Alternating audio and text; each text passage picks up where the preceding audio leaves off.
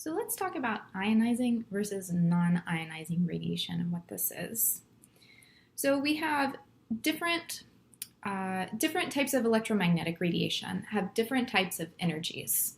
And this corresponds to having different wavelengths and different frequencies.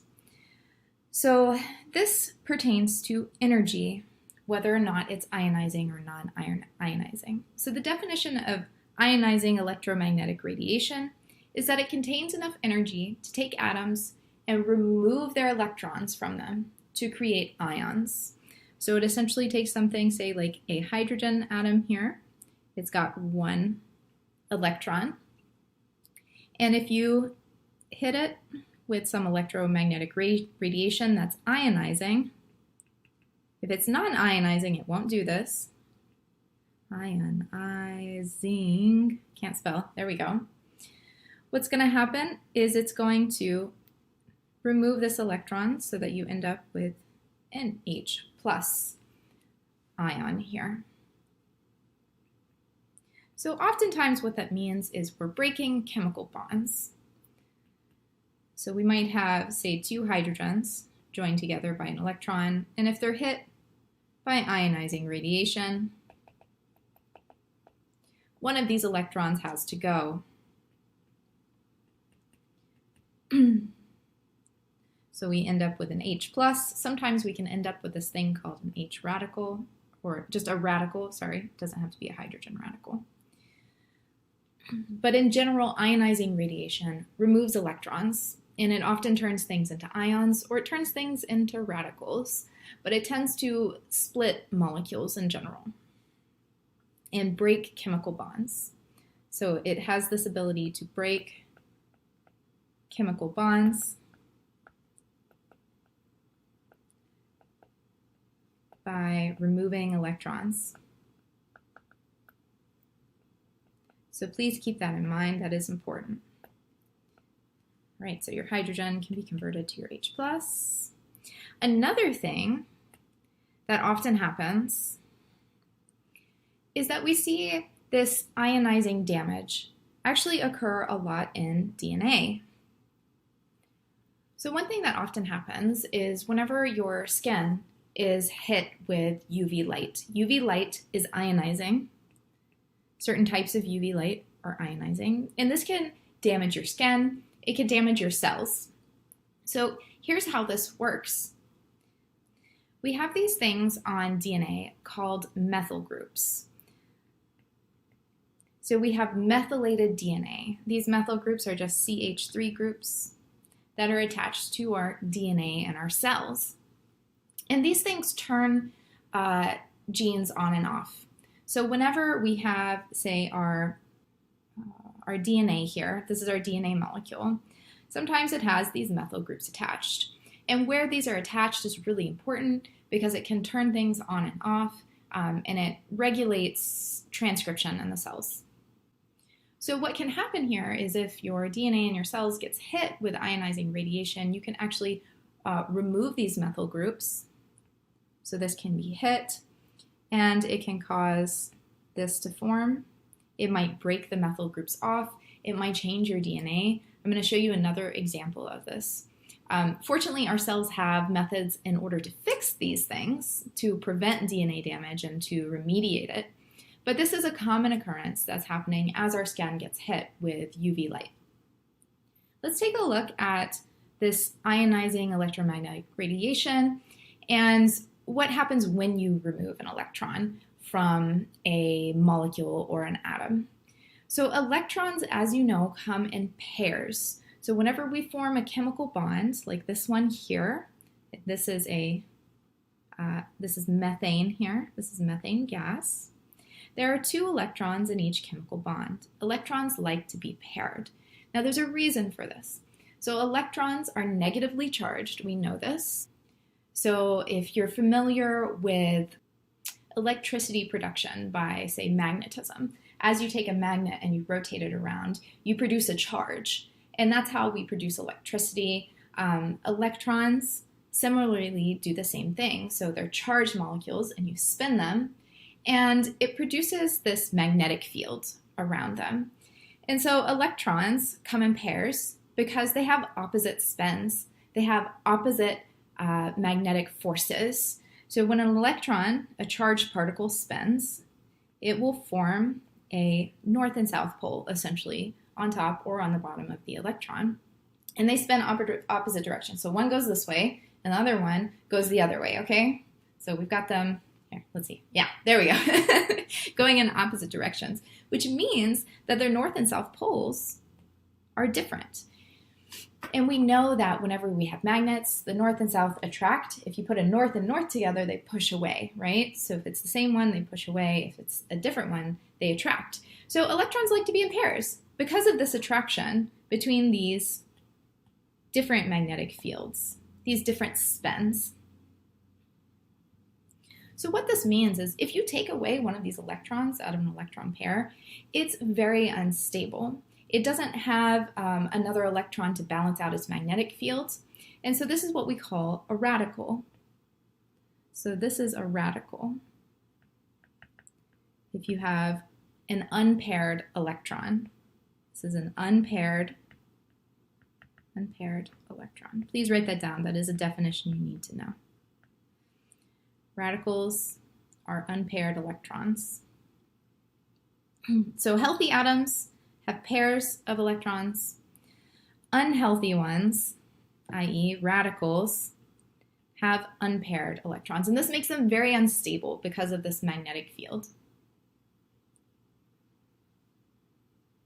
Here's an example of what radicals look like when you see them drawn.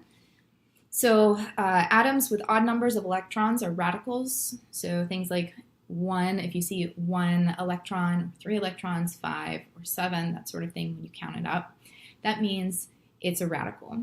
So here's a Lewis structure that you can see how these have radical structures. So chlorine, pulled straight from the periodic table, is a radical. It has 7 valence electrons around it. It has an unpaired electron. This one's unpaired. So this is what we consider a chlorine radical. Our chlorine atom is a radical, which is why most of the time we see chlorine as a negative charge, because it pulls in an electron so that it doesn't have an unpaired electron there, because that's very unstable.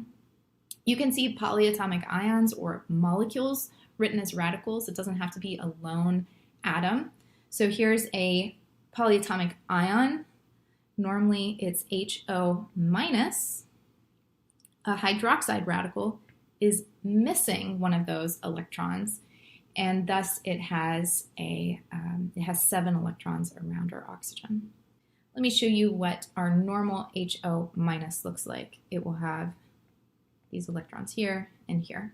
So all of our electrons are paired in our hydroxide or polyatomic ion here. So this is the ion, this is the radical. You can have it between molecules.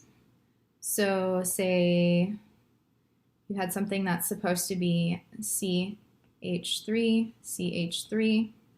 We can have one of our hydrogens be removed here and have a radical instead, whereas this carbon should have another hydrogen here in order for it to be stable.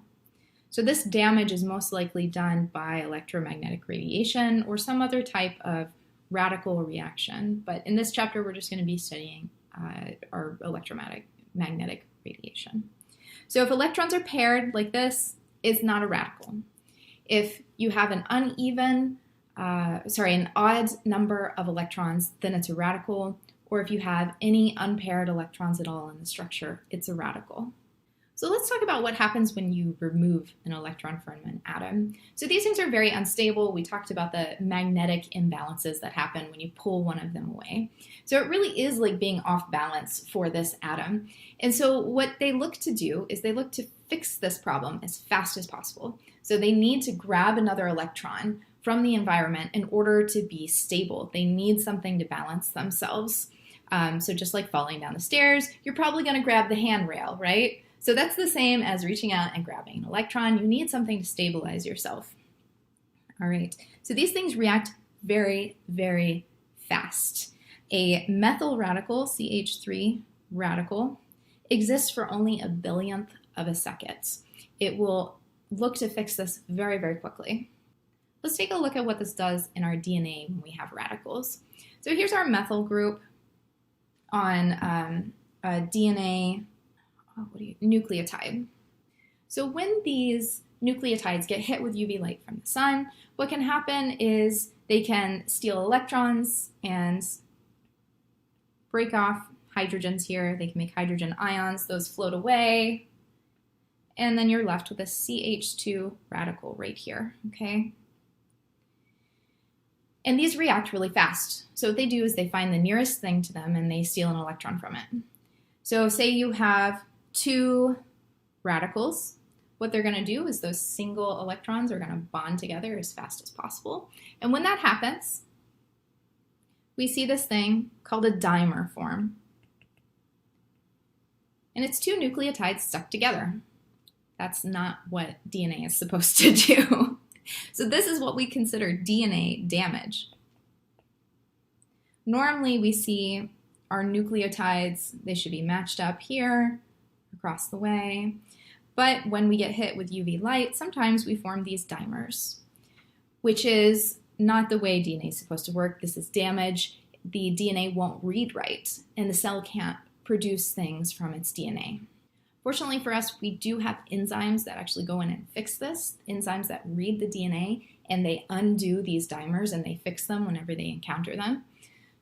So our cells are constantly being broken down and being rebuilt all the time. Let's take a look at the different types of UV electromagnetic radiation.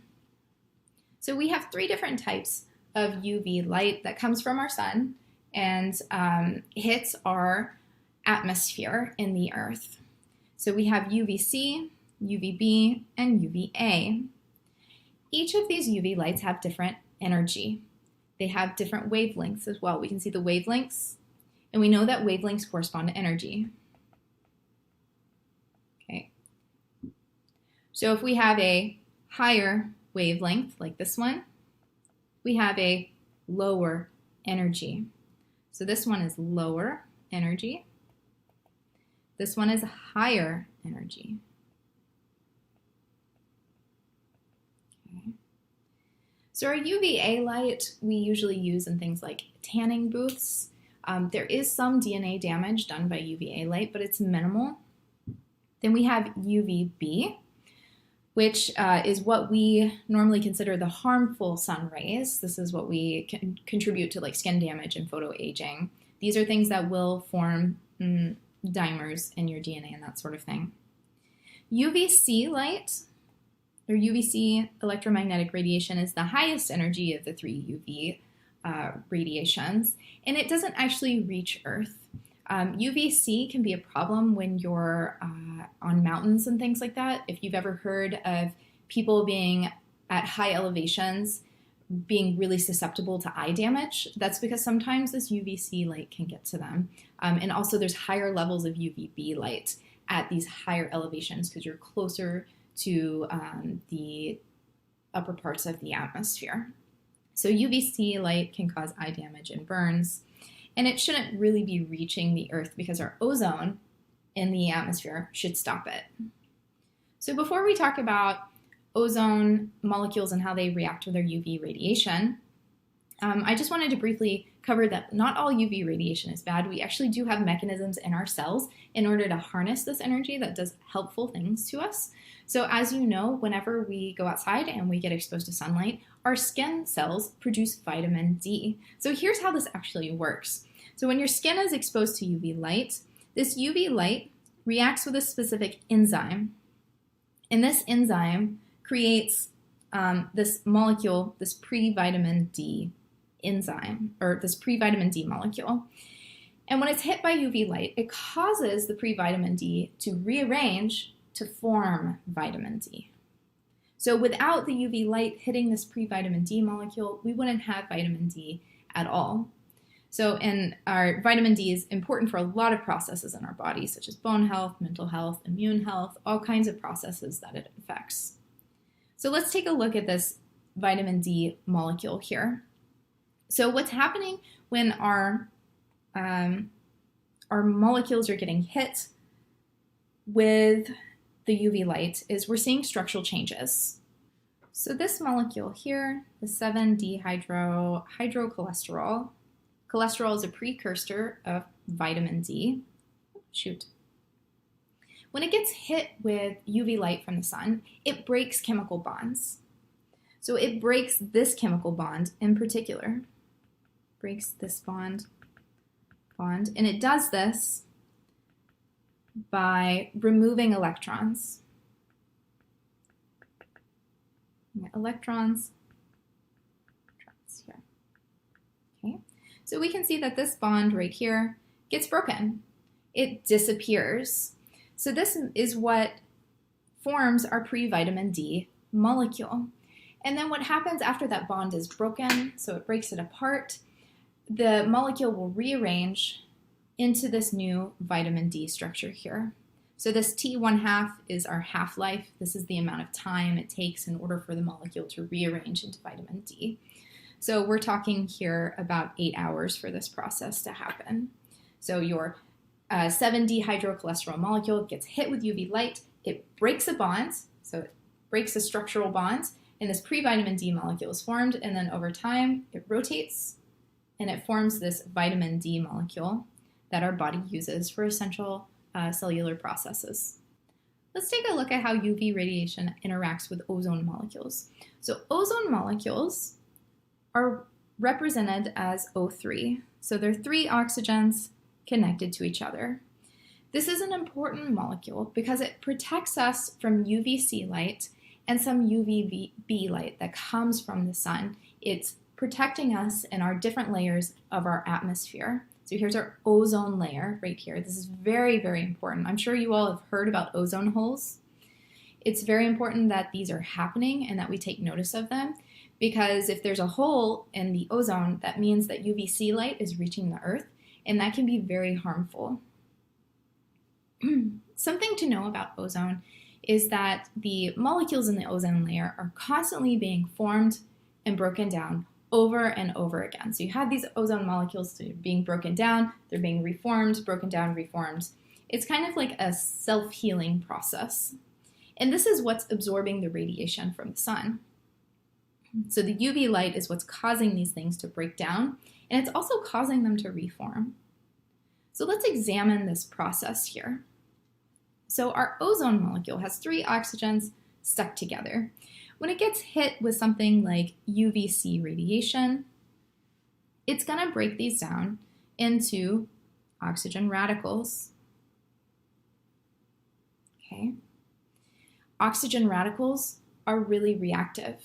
And so what they do is they look for the next thing they can attach to reform. So if you have an oxygen radical floating around, the first thing it's going to do is it's going to maybe attach to another molecule. So it might try to stick on here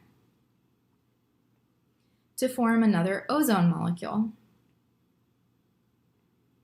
That's what these look like. So by breaking these oxygen or ozone atoms apart and forming radicals, it means that they're now reactive enough to reform another molecule. So this process just gets repeated over and over and over again.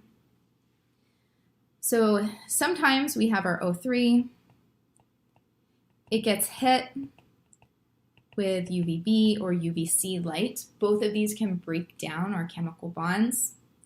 It's going to cleave one of these oxygen atoms off.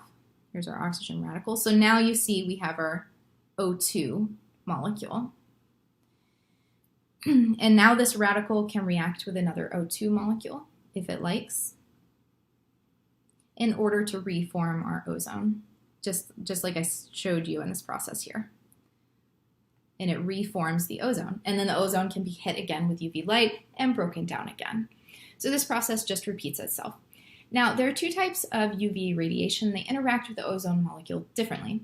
So we have UVC. UVC is high enough energy that it can actually break our diatomic oxygen bonds. So UVC can come in here and break these down. UVB cannot. it's not high enough energy. Because what happens when you break down a diatomic oxygen molecule like this is you form two radicals. You form an oxygen and another oxygen radical. These split apart. So these are very high energy states. Energy radicals. And in order to form something that's high energy like this, you need high energy input. And UVB is not strong enough to do this. However, UVB is strong enough to remove an oxygen from an ozone molecule. So UVB or UVC can come in here. UVC or UVB can break these down in order to form our diatomic oxygen molecules and only one oxygen radical. So one radical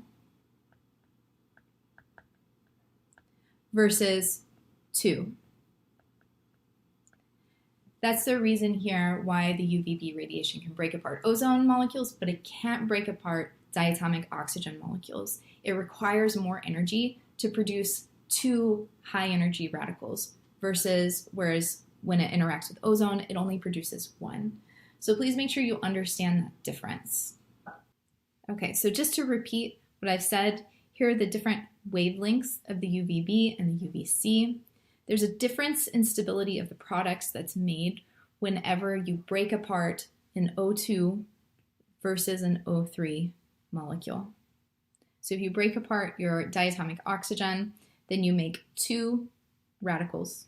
Whereas if you break apart your ozone molecule, you only make one radical. So two oxygen radicals require more energy to produce than just one. So that's why UVB radiation can only do this process here. UVB cannot do this. UVC only. UVB or UVC can do this. So that's all we're going to talk about in regards to UV radiation and our radicals.